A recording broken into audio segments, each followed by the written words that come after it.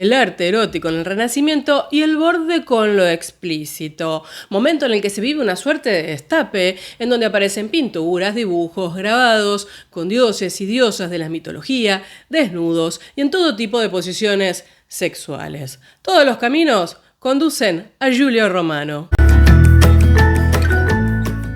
Les doy la bienvenida a un nuevo viernes y aquí estamos retomando las grabaciones con un tema potente. Y como tenemos bastantes cosas de las que hablar hoy, primero tengo que hacer dos aclaraciones. La primera y más trivial, si se quiere, es que sí, realmente me encuentro bastante resfriada, con lo cual probablemente me escuchen un poquito más gangosa que de costumbre. La segunda, que es la importante, es que ustedes saben que los videos de este canal están marcados como que no son de contenido para niños. Pero más allá de eso, si algunos de ustedes a veces están viendo esto en casa, pasa un niño por allí o lo invitan a ver un poco de arte, bueno, este no sería el video, al menos de mi punto de vista, porque realmente hay imágenes bastante explícitas que no son apropiadas para niños y que además, también aclaro, pueden incomodar a algunos adultos también. Hechas las dos aclaraciones, les cuento de qué vamos a hablar hoy. Vamos a encarar una serie de obras que tienen como principal protagonista a Giulio Romano, ese gran discípulo de Rafael, pero no exclusivamente, porque había de grabados, con lo cual acá sí tenemos que incorporar a otros personajes. Todo esto para entender qué son los i modi, es decir, las posiciones, considerado como una de las publicaciones que aborda abiertamente las distintas posiciones sexuales, sumar a cuantos apoyaron la publicación de esto y también comprender, entre ellos, paréntesis, Pietro Aretino, ¿quién no? Que encima terminó haciendo una edición con poemas. Traje algunos, no sé si los voy a leer, porque tampoco quisiera que YouTube censure este contenido. Vuelvo a lo mío, todo esto para poder pensar dos cosas. ¿Por qué se da esto en este momento? ¿Y dónde radica la mirada del arte erótico en relación a la pornografía? Todo esto que enumeré muy rápido nos va a llevar nuestro lindo recorrido. Así que vamos a empezar. Giulio Pippi, también conocido como Giulio Romano, hemos hablado de él por caso cuando hablamos de Rafael y el retrato en relación a la Fornarina. Y también hemos hablado de él cuando hablamos de Rafael en relación a sus pinturas en el Vaticano, por decirlo en términos generales, por el incendio del Borgo. Giulio Romano fue un destaque en el mundo de la pintura, un tipo inquieto, sagaz, inteligente, que estaba en lo último, ¿no? Incluso hasta empuja un poco a Rafael a este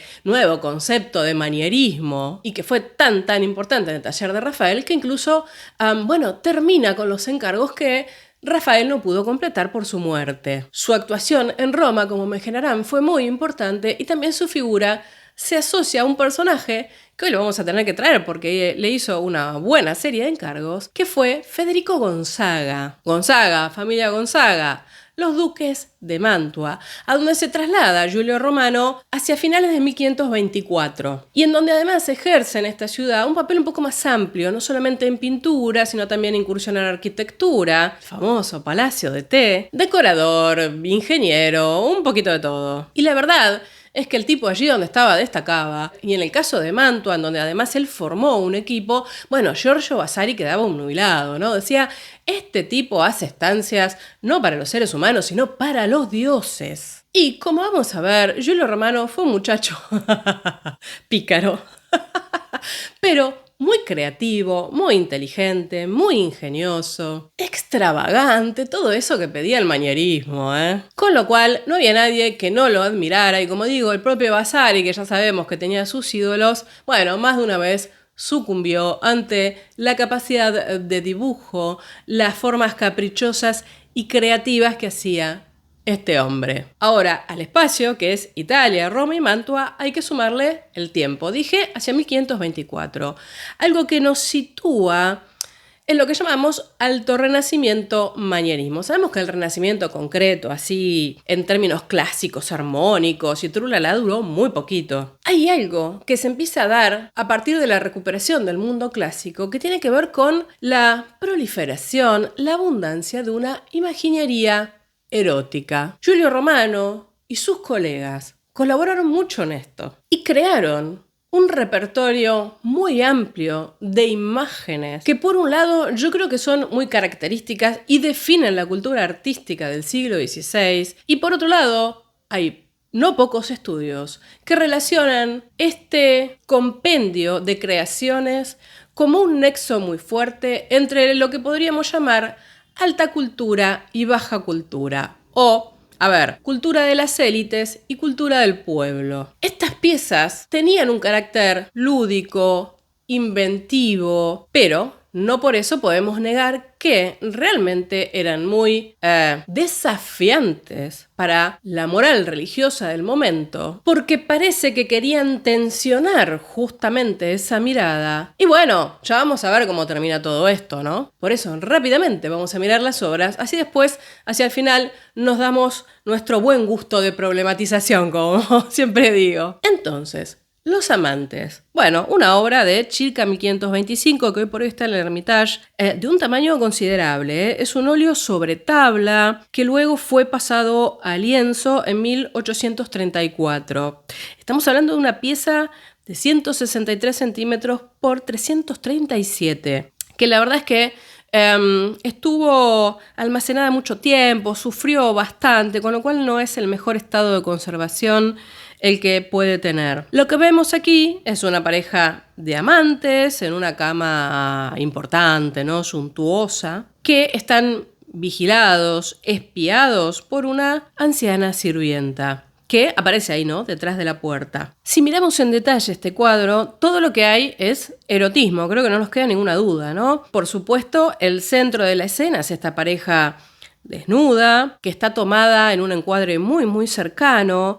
Se abraza sobre la cama, en donde observemos que la cabecera está decorada con 2 cabezas de asno, lo cual nos estaría hablando de la lujuria. Y en las patas hay relieves tallados con un sátiro copulando, vamos a decirlo elegantemente, con una cabra y una mujer, respectivamente. El dosel verde que vemos con bandas doradas rodea un poco todo este ambiente y bajo la cama encontramos a un gato. Por otro lado, encontramos al perro que se está dirigiendo, que está ladrando a esta anciana que o irrumpe o espía desde la derecha. Ahora, pensemos, tenemos llaves, cerrojo, anillo, esa manga que cuelga en un primer plano, más los animales, gato y perro, bueno, evidentemente está apostando todo a elementos que nos llevan a pensar en la sensualidad. La mujer esta tiene una serie de accesorios que son muy interesantes, ¿eh? Algo de esto hemos hablado justamente con la fornarina.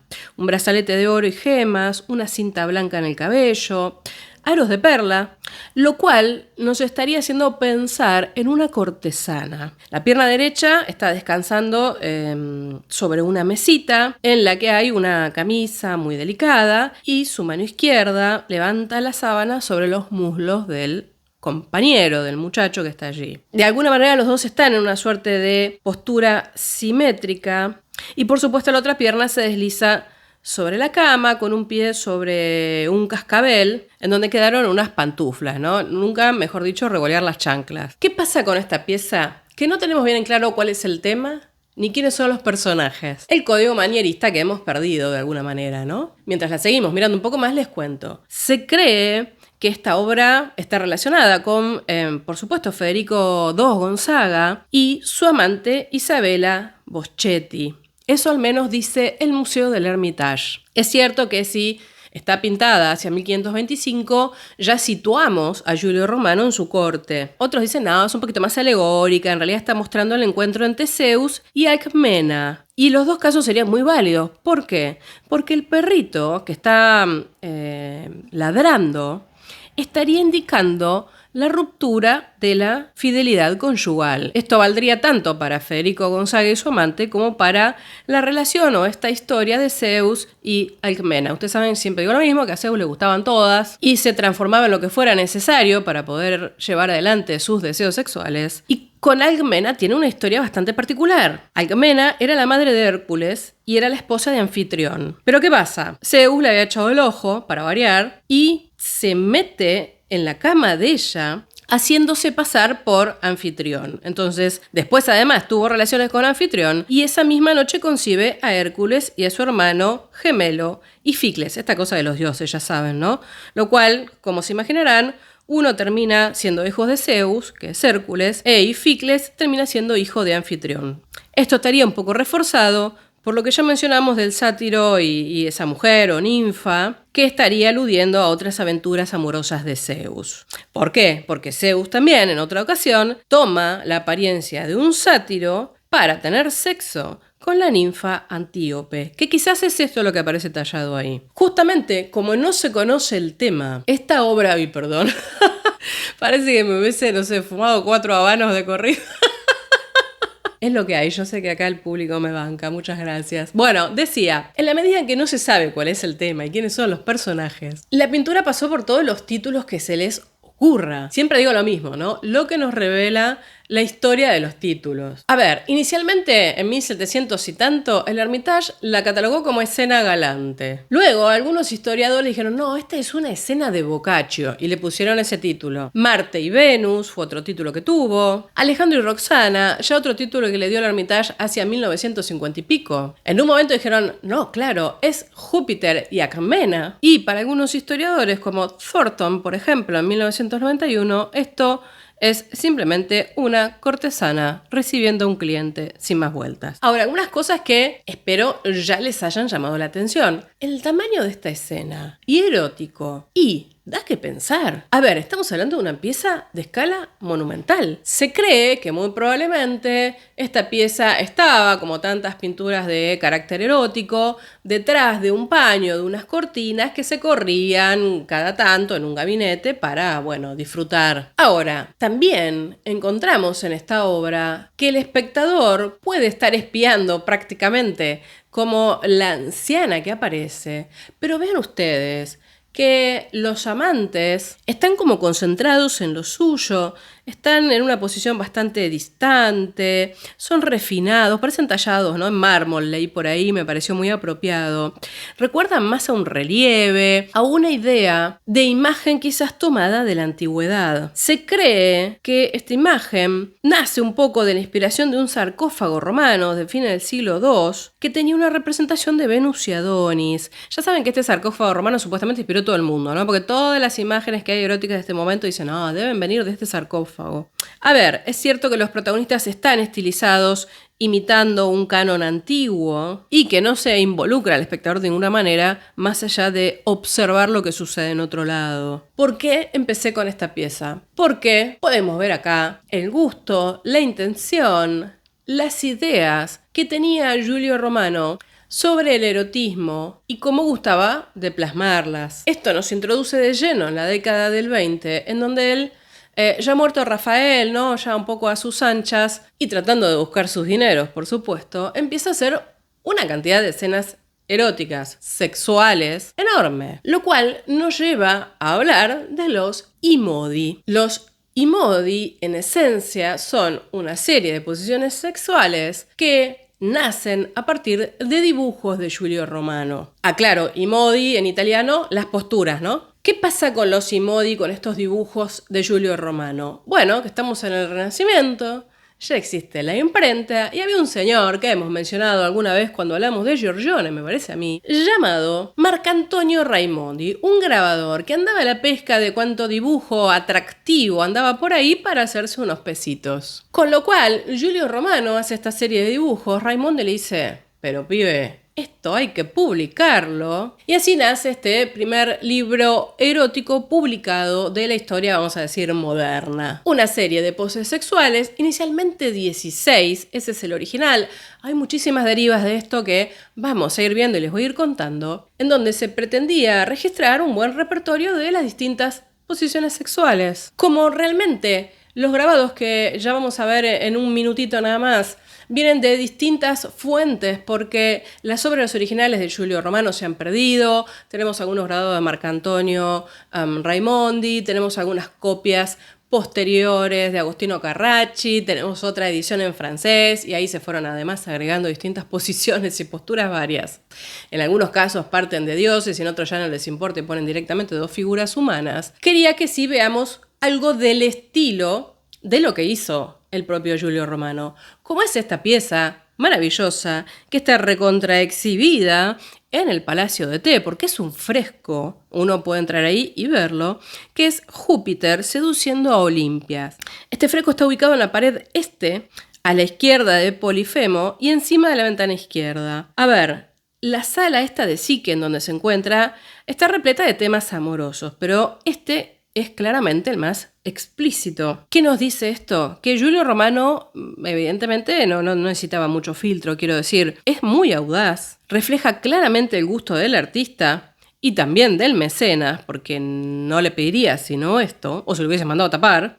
Y lo que estamos viendo, bueno, es un Júpiter disfrazado de serpiente que está embarazando a la reina de Macedonia, a Olimpia. Olimpia es la mujer de Felipe de Macedonia, ¿no? Y este es cegado por un águila. La escena es abiertamente de carácter sexual, es decir, esto creo que podemos considerar que excede solamente el erotismo y realmente nos lleva a plantearnos lo mismo que con el cuadro anterior. Es una escena de enorme tamaño y en una ubicación relativamente pública. Vos entrabas a esa sala del palacio y lo veías. De este tipo de imágenes se componen los Simodi, creados, diseñados por Giulio Romano y que fueron grabados y publicados hasta el hartazgo. Les voy a ir mostrando algunos porque, más allá de la escena representada en sí, la calidad del dibujo es realmente muy buena. Y como dije, inicialmente eran 16. De hecho, el libro se llamaba en latín De Omnibus Veneris Schematibus. Y acá realmente ya no hay un tipo de veda o de insinuación, sino que directamente se da cuenta de las distintas posiciones. Inicialmente se entiende que se tomaron como personajes a dioses. Por ejemplo, este primero dice, ¿no? Desnudo de un dios y una diosa, el que tiene el British Museum, que está atribuido a Marcantonio Raimondi. Y acá vemos, en este caso, un dios y una diosa recostados en la cama, abrazados, con un marco muy interesante, ¿no? De una cortina anudada, con una suerte de hermas a los costados, bastante viriles las hermas, por cierto. Algunos se atribuyen esto a Agostino Veneciano. Bueno, como dije, hubo muchos grabadores porque ya vamos a meternos más en la historia y vamos a ver qué pasó con todo este material. Como verán en otros tantos títulos, Leda y Júpiter, el tema de Leda, este está atribuido a Agostino Veneciano por el British Museum, era muy interesante por el tema de en realidad fue una violación, ¿no? Júpiter o Zeus transformado en cisne y aprovechándose de la pobre Leda.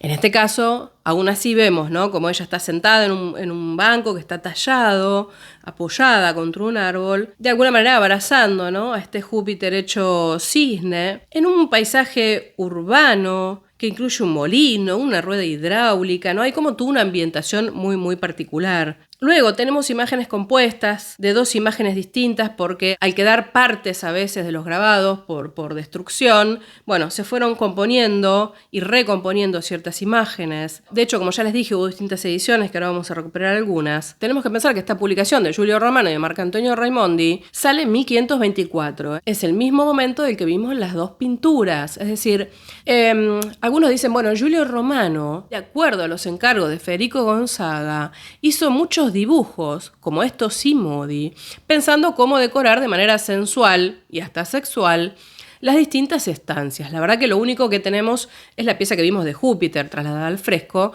pero bueno, como dije, Marcantonio Raimondi, bastante inteligente, él vio todo este material y dijo, no, bueno, hagamos una publicación. Y ya luego, después aparecen distintas ediciones, algunas, como dije, de Agostino Carracci, esta, por ejemplo, de Alcibíades y la cortesana Glicera, Baco y Ariadna, y se empiezan a sumar otras tantas posturas. En algunas publicaciones llegan a 24, en donde ya, bueno, puede haber un sátiro con su mujer, o Venus chapándose a un atleta, etcétera, etcétera. Ahora, dos datos que voy a reiterar porque quiero que tengan presente. Así lo dicen después junto conmigo. Renacimiento 1524. ¡Escándalo! Estos grabados se propagaron como la peste. Toda Italia hablaba de ellos. No había ciudad, parece, que se quedara fuera de tener alguna copia. Y en Roma casi que parece que los podías ver en todas las esquinas, porque el nivel de escándalo que se generó, no lo aclaré, pero estas copias no se vendían en el mercado negro. Con lo cual ya saben, ¿no? Todo lo que está prohibido es atrapante.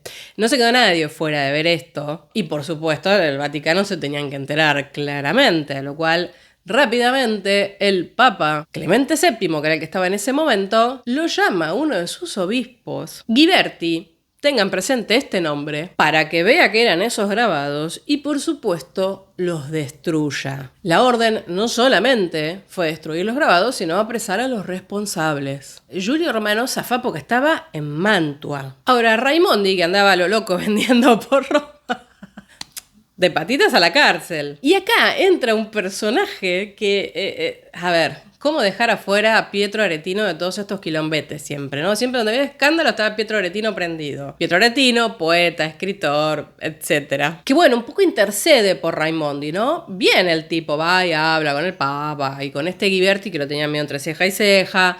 Dice, bueno, es un buen muchacho, no va a volver a ser, y medio que zafa Raimondi y lo largan. Se va con Raimondi a Venecia porque él habitualmente residía en Venecia, me refiero a Aretino, y le dice a Giulio Romano, che, venite. ¿Y qué hace Aretino? Dice, hagamos una edición y yo escribo un poema para cada imagen, con esta la rompemos. Personaje suspicaz Aretino, porque la jugó doble, ¿eh? Por un lado puso la cara por Raimondi y después le dijo, che, esos grabados vienen para un libro de poemas que yo voy a hacer.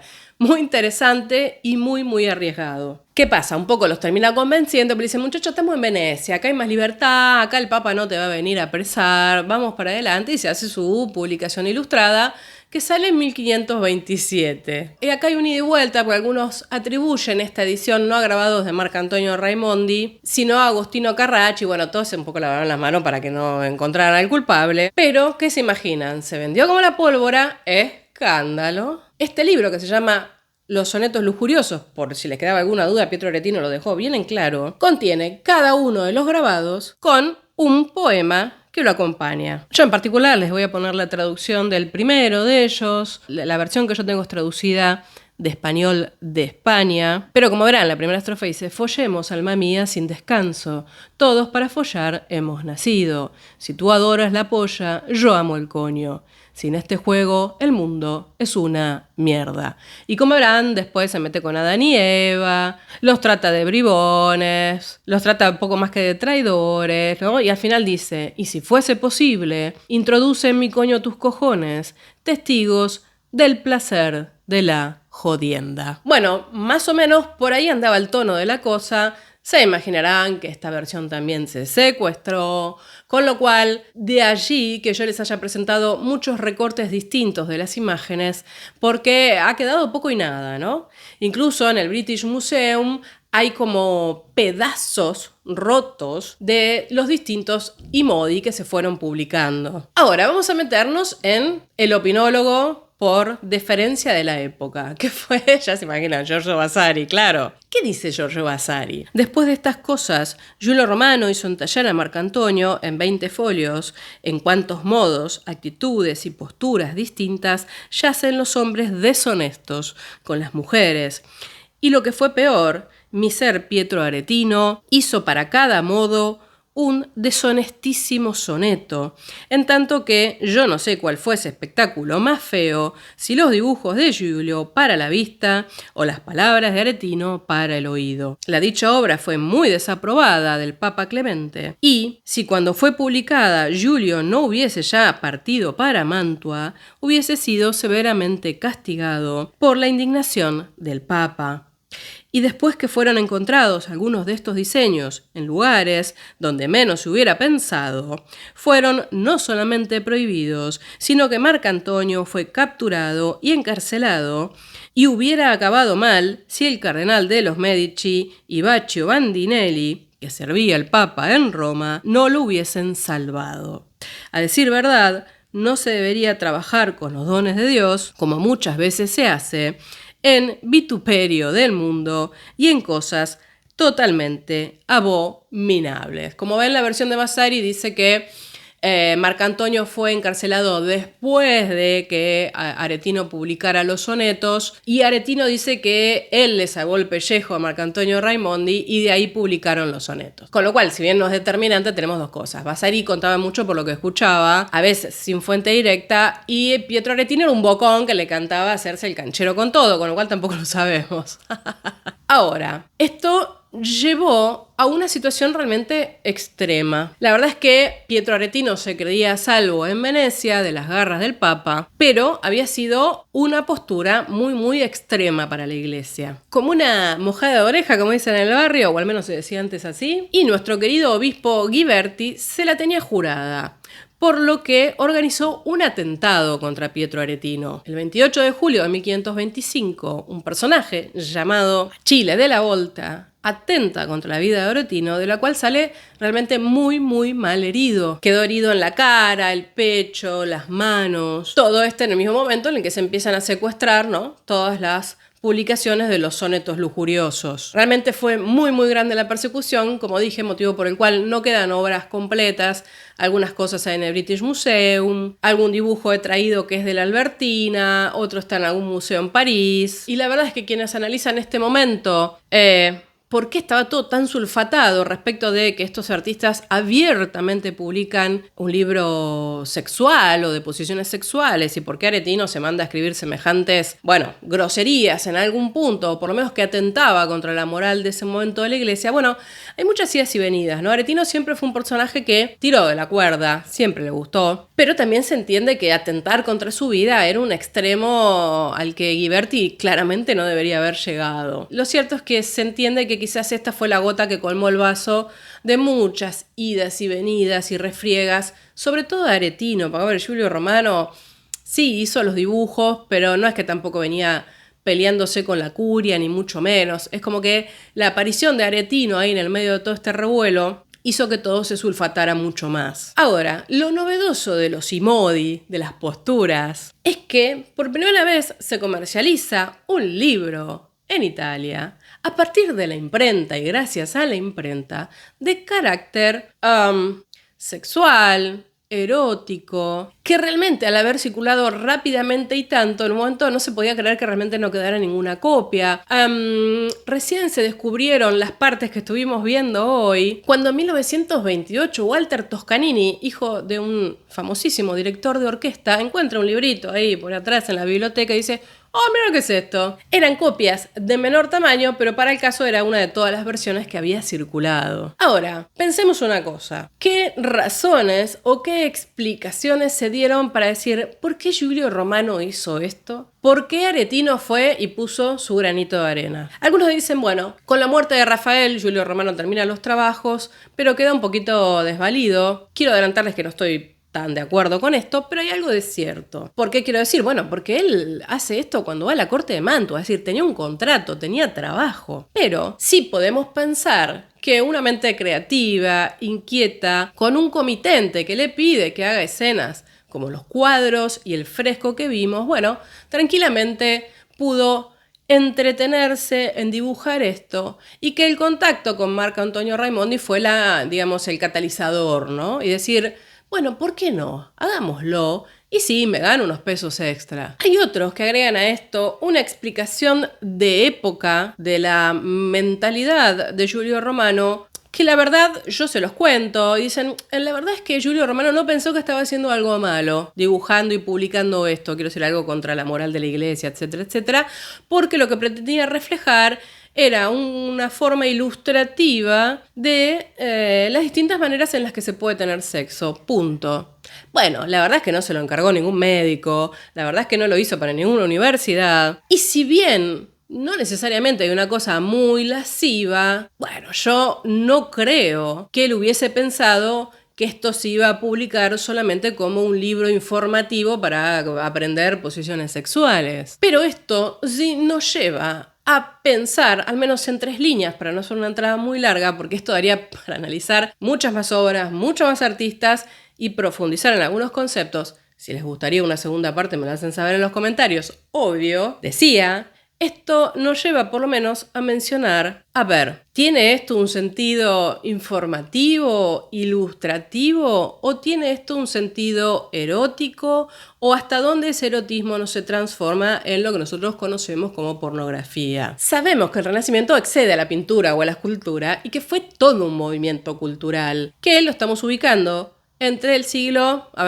XV y XVI. Es decir, un periodo de transición entre la mentalidad de lo que llamamos la Edad Media y ese pasaje, esa adaptación a la edad moderna. En el arte renacentista se ve aún una fuerte impronta por sus comitentes, por lo que circulaba habitualmente de la Edad Media de la pintura religiosa. Pero a su vez, lo hemos hablado con los écorchés, con los desollados y todo ese tipo de cosas, sabemos también que la ciencia estaba tomando su lugar en el conocimiento del cuerpo humano y que a su vez se recupera y se revaloriza el modelo de un canon grecorromano en donde el desnudo de los dioses y en esencia masculino, era bien visto.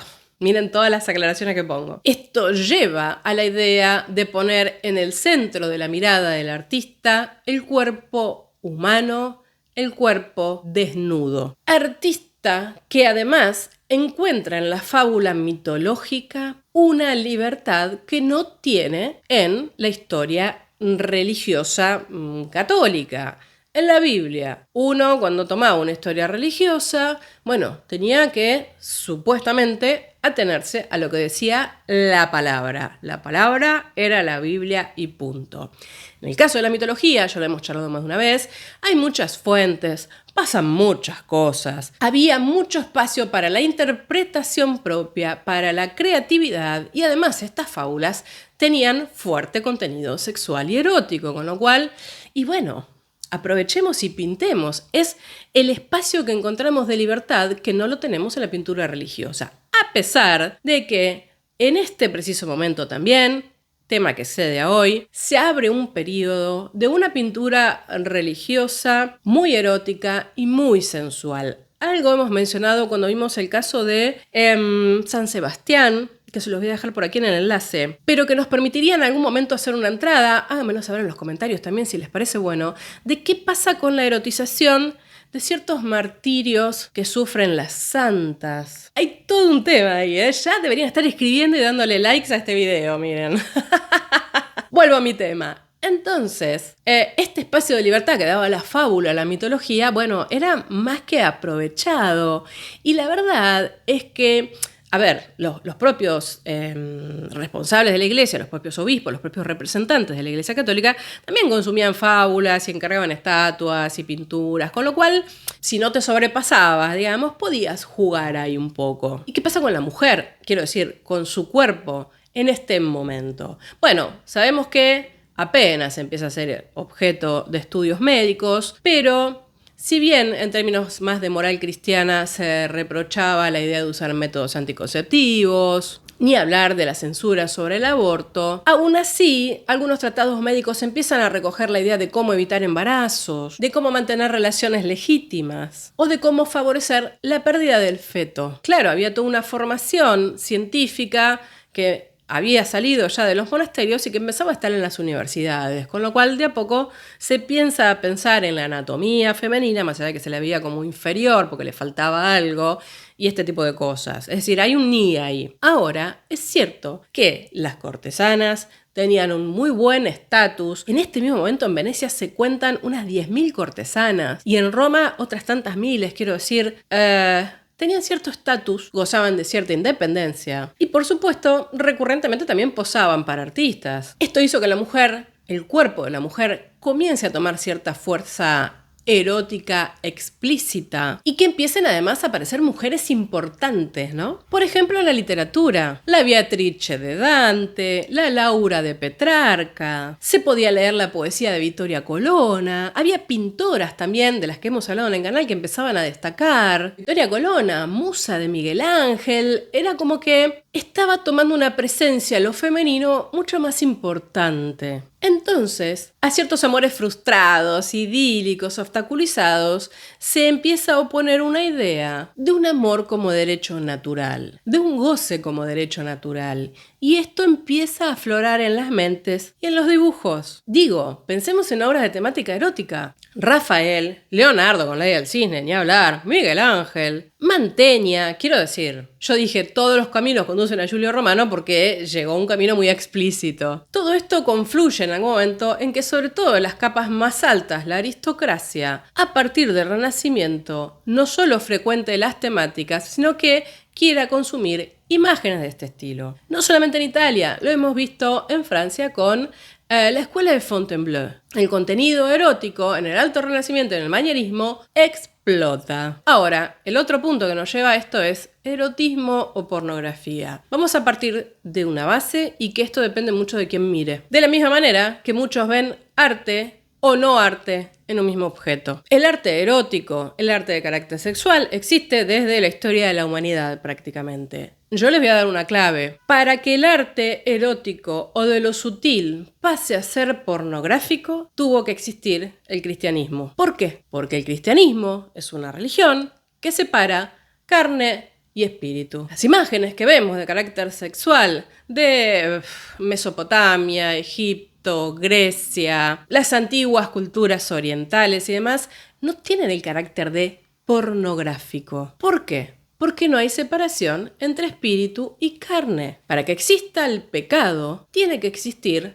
la religión. Una religión que lo sancione. Religión que pone sobre un acto natural una mirada moral que dice que eso está mal. Entonces, nuestra cultura ve en este tipo, por ejemplo, de imágenes, algo quizás excesivamente sexualizado, morboso, cuando muy probablemente, si no estuviéramos atravesados por toda la matriz cultural y religiosa que nos rige, veríamos otra cosa. Por supuesto, esto también lo vivía la gente del Renacimiento. En algún punto somos parte de la misma matriz, sin ninguna duda. El hecho de encontrar o de aferrarse a la palabra erotismo, que ya saben, viene de eros, ¿no? Es una manera en la que el arte puede celebrar de alguna manera la sexualidad sin incursionar directamente en algo que la haga censurable. Por eso abunda quizás más fuertemente el arte erótico y no el arte abiertamente sexualizado, quizás como el que vimos en los dibujos de Giulio Romano. Porque de alguna manera está claro que ahí sí se está como infringiendo un código de conducta esperado. Por último, 2 palabras para Aretino y sus sonetos lujuriosos.